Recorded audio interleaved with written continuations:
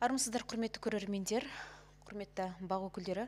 Шымкент қаласының медиа алаңы өңірлік коммуникациялар қызмет алаңынан тікелей көрсетілімді бастаймыз. Құрметті бақ өкілдері, бүгінгі баспасөз конференциясында Шымкент қаласында құрылыс басқармасының 2023 жылы атқарылған жұмыстары мен құрылыс қызмет саласындағы жетістіктері және 2024 жылға арналған жоспарлар туралы сөз қозғайтын боламыз. Бүгінгі медиа алаңымыздың қонағы Тәжібаев Олжас Пердебайұлы, Шымкент қаласының құрылыс басқармасының басшысы. Олжас Пердебайұлы, қош келдіңіз. Сөз сіздің өзіңізге беріледі. Мархабат. Армысыздар. Қайырлы күн. Құрметті қала тұрғындары, көрермендер, құрметті бақ өкілдері. Шымкент қаласы құрылыс басқармасы тарапынан 23 жылы атқарылған жұмыстар бойынша қысқаша баяндама айтып өтейік. Сонымен 24 жылғы өтпелі өзіміздің жобаларымызды айтамыз. 2023 жылы құрылыс басқармасы тарапынан 121 жоба қарастырылып, 162 нысанның құрылысы жүргізілген. Оның ішінде 52 нысанның құрылысы тапсырылса, қалған 109-ы 24 жылға өтпелі болды. Атап айтқанда, ол 100 көп қабатты тұрғын үйлер, 127 мың шаршы метрді құрайтын тұрғын үйлер. Оның 23 жылдың қорытындысы бойынша 34 үй қолданысқа тапсырылды. Жоғарыда аталып өткен 100 қабатты тұрғын үйлер Бозарық, Ақжайық, Тұран, Мөлтек аудандарында салынып жатыр. Сол тұрғын үйлерді инженерлік желілермен қамтамасыз жолында 18 инфрақұрылымды жүйелері жұмыстары атқарылып, 8-і қолданысқа берілді, тапсырылды. Білім нысандары 7 болған болжамда, 5-еуі тапсырылып, 2-еуі 24 жылға өтпелі. Бір мәдениет тапсырылды, 4 спорт нысаны басталған, 3-еуі тапсырылды. 3 төтенше жағдай, 2-еуі тапсырылды. Сонымен қатар 1375 пәтер әлеуметтік осал топтарға арналған 475 пәтер сатып алу, 900 жұмыс істейтін жастарға общий жалпы саны 1375 пәтер 2023 жылдың қорытындысымен салынған үйлерден сатып алынып, қолданысқа қазіргі кезде беріп, очередте тұрған очередниктерге тартылып отыр. Саябақ құрылысы Шым-Сити аумағында барлықтарыңызға мәлім, үлкен саябақтың құрылысы жүрген. Ол өзі 3 этаптан тұрды. Қазіргі кезде біреуі аяқталып, 2-еуі өтпелі, 24 жылға өтпелі отыр. Денсаулық саласында бір нысан, әлеуметтік нысандар 24-ке.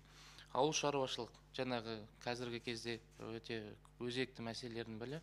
Ол ит мысықтардың, қаңғыбас иттердің жүргеніне байланысты бір екі нысан салғанбыз, біреуі жалпы нысанның өзі, оған баратын инженерлік желілері 23 жылдың қорытындысымен толық аяқталмады. Жалпы өтпелі 24-ке нысан болған. Қазіргі кезде осы айда ол тапсырылуға жоспарланып отыр 24 жылы.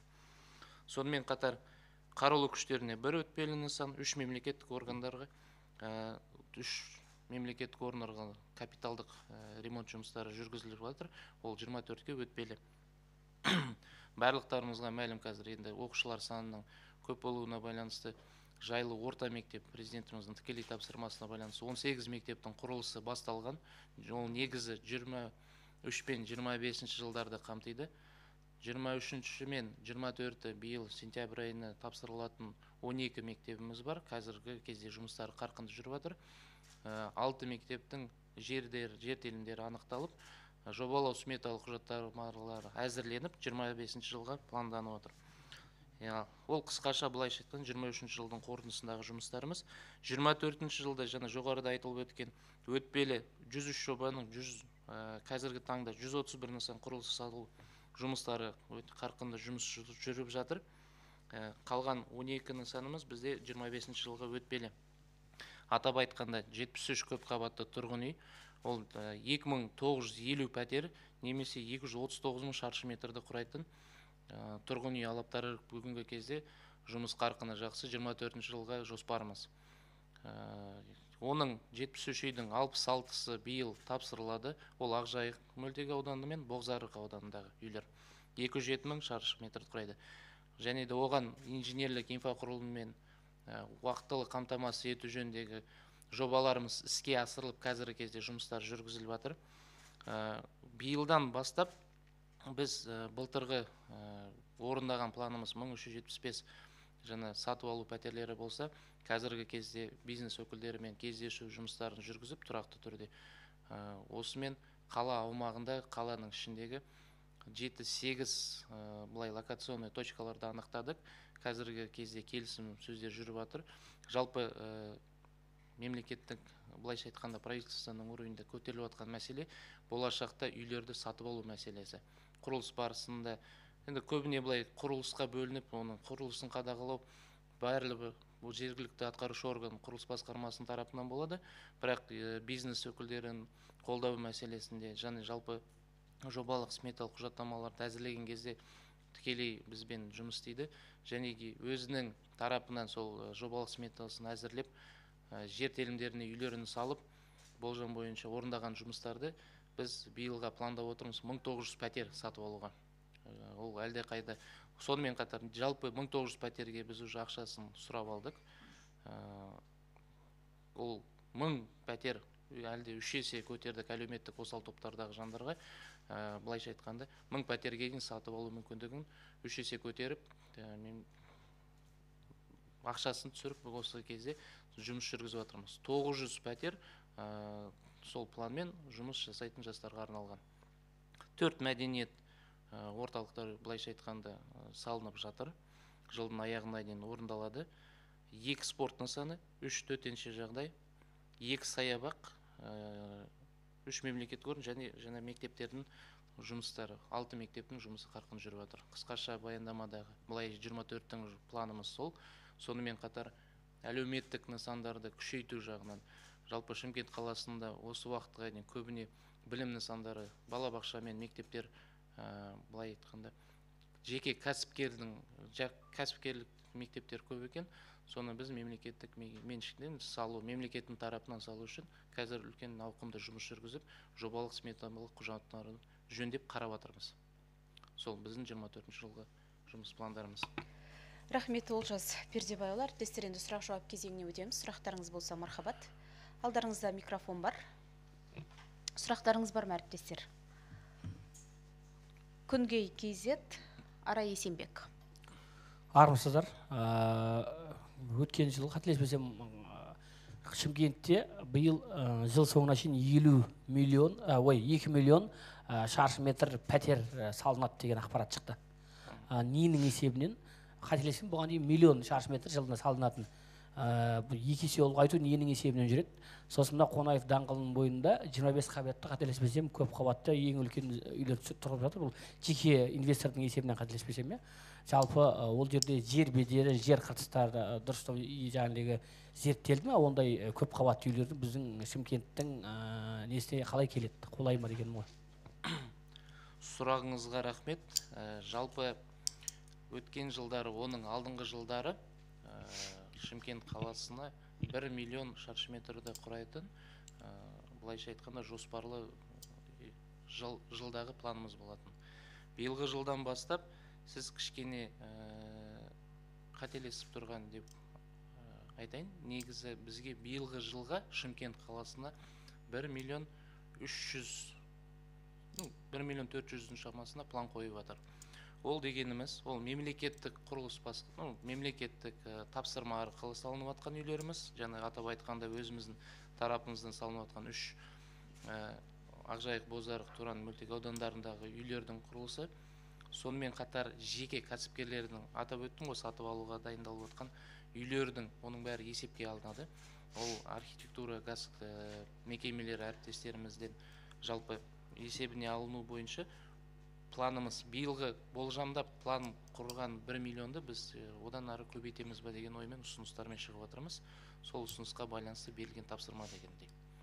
Ол қазір 1 миллион 300 мың шақырымды құрайтын. Шаршы метрді құрайтын. Әлі 2 миллионға жетпейді? 2 миллионға әлі жеткен жоқ. Ондай тапсырма әлі дұрыс емес деп ақпарат болып тұр. Сонымен қатар жаңа сіз екінші сұрақ, негізі бізге қатысы, біздің басқарма тікелей қатысы жоқ, 25 қабатты.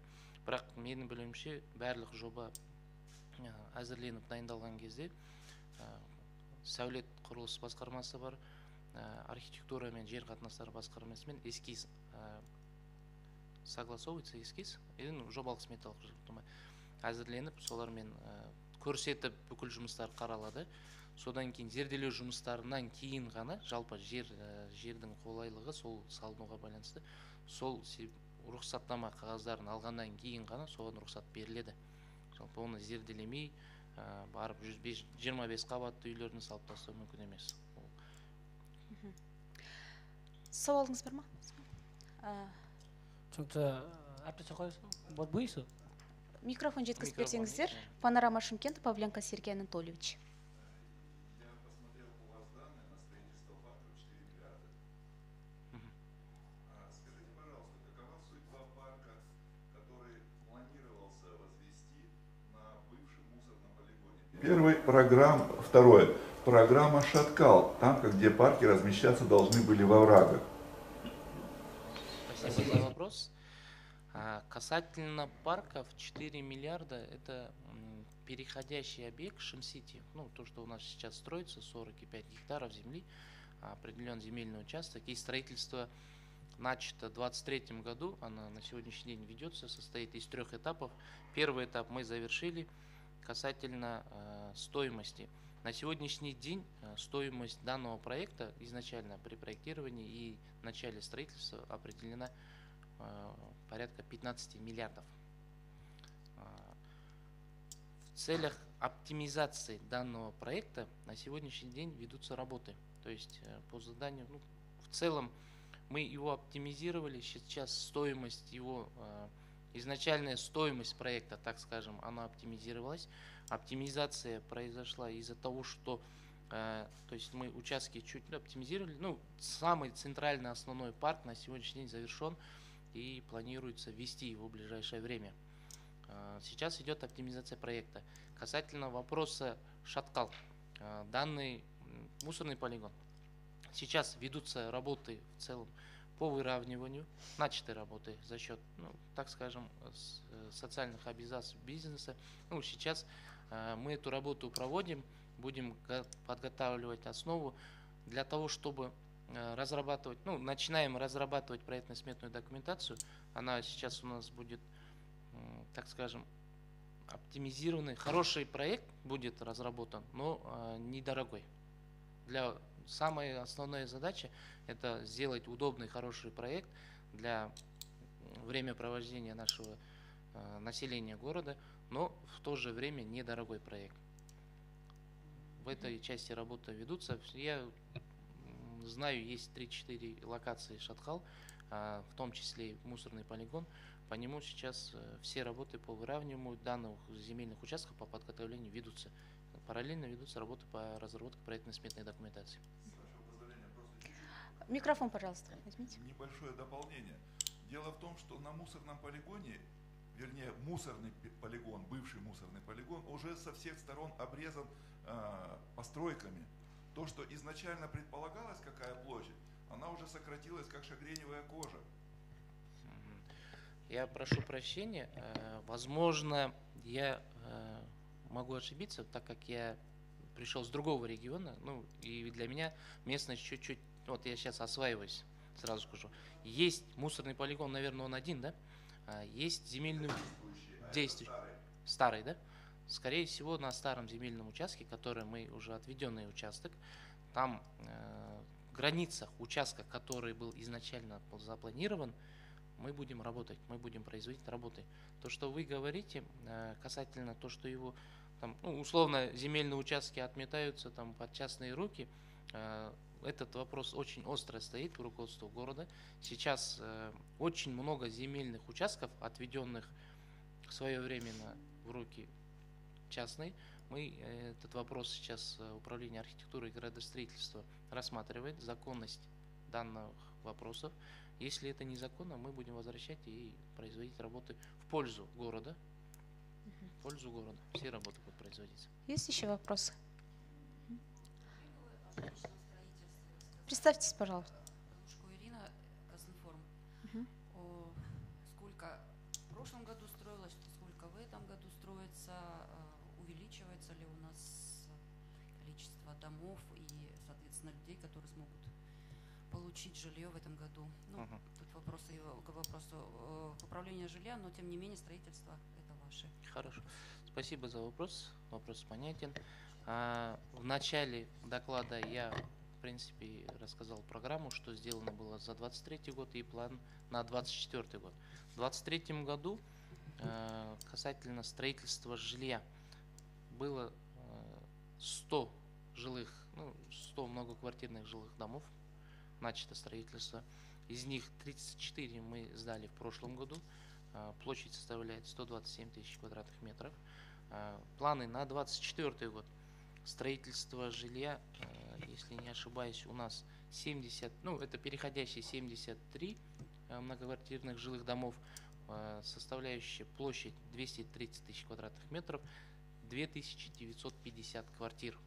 Помимо этого, в целях решения вопроса очередников, так скажем, есть программа развития строительства жилищной отрасли. В данной программе предусматривается приобретение квартир, жилых домов у частных застройщиков. То есть она создана так, как для поддержания бизнеса, так и для удобства государства. В этом, смотрите, то есть если в 2023 году у нас был план 1345 квартир. Из них 900 квартир это для работающей молодежи, 345 квартир для социально уязвимых слоев населения. В этом году мы план подняли два раза больше. То есть вот самый основной упор делается для социально уязвимых слоев населения. Если в прошлом году у нас был план приобретения квартир 365, на текущий год этот план мы увеличили до 1000 квартир. Соответствующая работа проведена, необходимое финансирование уже поддержано. Касательно приобретения квартиры, также, как я уже рассказывал, мы проводили совещания с частными застройщиками, определили, объехали, посмотрели, дали свои технические спецификацию тех заданий, какую квартиру то есть для удобства, как она должна быть, то есть не так, чтобы частный застройщик построил, пришел и сдал по своему усмотрению.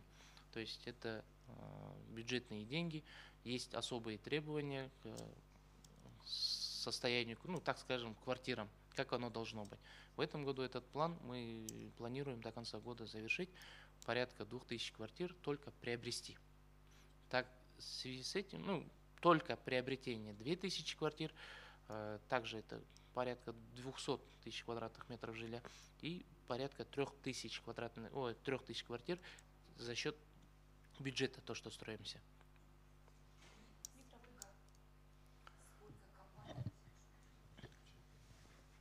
Сколько компаний частных вообще строят в Чимкенте и с каким количеством вы работаете? В городе Шымкент частных компаний, частных застройщиков очень, я скажу, немало, достаточное количество компаний есть.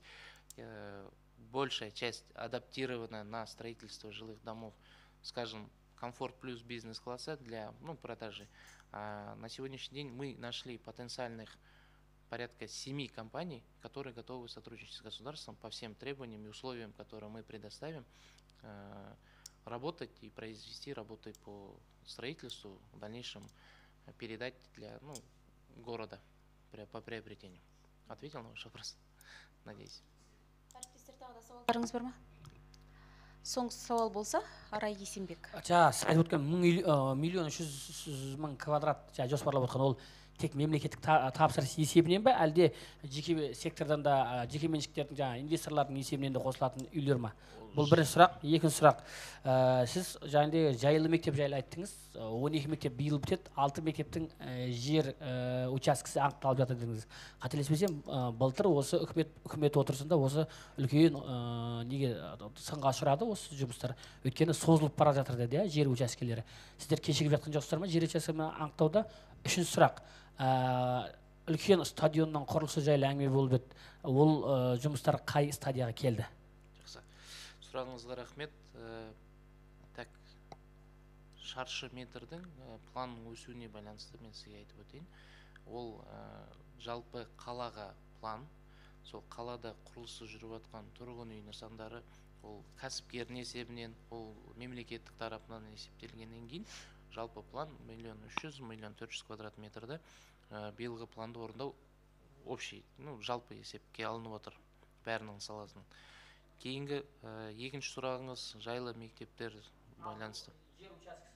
6 жер учаскесі мәселе болды. Мәселенің бәрі ұсынылған жер учаскелері басында қабылданып, жалпы жайлы мектептің былайша айтқанда жобаны іске асыру жұмыстары Самұрық қазына констракшн басында тұрғаннан кейін біз жергілікті атқарушы орган ұсыныстарының бәрін бердік. Барлық ұсыныстар қабылданып, соған байланысты жобалау сметалық құжаттама әзірленіп, құрылысы басталды. Бірақ жаңағы 6 жер телімі өтпелі болғаннан кейін оның жер телімдері енді ғана анықталды. 23-тің былайша айтқанда екінші жартыжылдығында анықталып берілген болатын. Қазіргі кезде бүгінгі таңға дейін біраз мәселелер туындаған. Ол жаңа изъятие бойынша жер телімдерінің жетіспеуіне байланысты бір мәселелер болды. Бүгінгі кезде ол мәселенің бәрі шешілу, біраз мәселе көбісі шешіліп, анықталған жер телімдерін жаңа мектеп салуға беру жұмыстары жүріп жатыр. Қазіргі кезде ол мәселе жоқ. Ол жерге тек қана жобалау сметалық құжаттаманы әзірлеп, мектеп салу жұмыстарын жоспарлап жүргізіп бастау керек. Қазіргі салынып жатқан 12 мектептің жұмыс қарқыны күнделікті біздің қаланың бақылауында, қалаға салынып жатқаннан кейін жалпы қала басшылығының бақылауында, тікелей құрылыс басқармасы біздің өзіміздің күнделікті былай апта сайын барып тұрып мониторинг жүргізу арқылы жаңа правительстволық жиналыстарда егжей-тегжейлі мәселелерді анықтап көрсетіп жатырмыз. Қалып жатқан мәселелері осындай, жергілікті атқарушы органдардан бізден қандай көмек, бүкіл жақсы. Енді ол тапсырма, одан бөлек тапсырмадан өзіміздің қаланың оқушыларына жайлы мектеп салу барысында атқарылып жатқан жұмыс, қазіргі кезде мәселенің бәрі жалпы шешіліп, жұмыс жүріп жатыр. Жаңағы үшінші сұрағыңыз, ол Шымкент қаласына үлкен стадион салу мәселесі. Қазіргі кезде жер телімі анықталды. Ол стадионды, былайша айтқанда, Қазақстан бойынша ең үлкен стадиондарының бірі болмақ. Қала басшылығы жаңағы ойды тапсырма беріп қолдап отыр. Жер телімі анықталды. Белгілі бір, былайша айтқанда, эскизный проекттер әзірленіп жатыр. Оны біз шет елдердің мамандарды шақырып, современный стадион, соответствующий требованиям международным стандартам. Сол ғой, былайша айтқанда, енді кешіресіз қазақшаға аударым қиын болатын шығар, бірақ сол бойынша жалпы жұмыс жүріп жатыр. Осы жылдың аяғына дейін негізгі болжам эскизді әзірлеп, бәрімен заңдастырып көрсетіп, оны мен білуімше общественное слушание деген секілді мәселеге шығарып көрсетеміз. Қоғамдық талқылауға бір мәселеде көрсетіп, бәрі қолданған жағдайда жобалық сметалық құжаттаманы әзірлеп, бәрі дұрыс ойдағыдай жоба бойынша, өзіміздің планымыз бойынша болса, осы жылдың аяғы, келесі жылдың басында бүкіл жұмыстарды аяқтап, жұмыс бастауға әрекет жасап отырмыз. Құрылыс жұмыстар жылдың аяғына басталмайды, өйткені эскизный проекттің өзі әзірленуі 2-3 ай уақыт алады. Оны қолдағаннан кейін жобалық сметалық құжаттаманың өзін дайындау жылдың аяғына дейін созылуы мүмкін. Жылдың аяғы, жылдың басына Туран ауданы, Туран мөлтек ауданы сол жерде. Рахмет, осымен бүгінгі баспасөз конференциясын аяқтаймыз. Құрметті Олжас Пердебайұлы, бүгінгі баспасөз алаңына келгеніңізге, бақ өкілдерінің сұрақтарына жауап бергендеріңізге рахмет. Баршаңызға алғыс білдіреміз. Аман сау болыңыздар.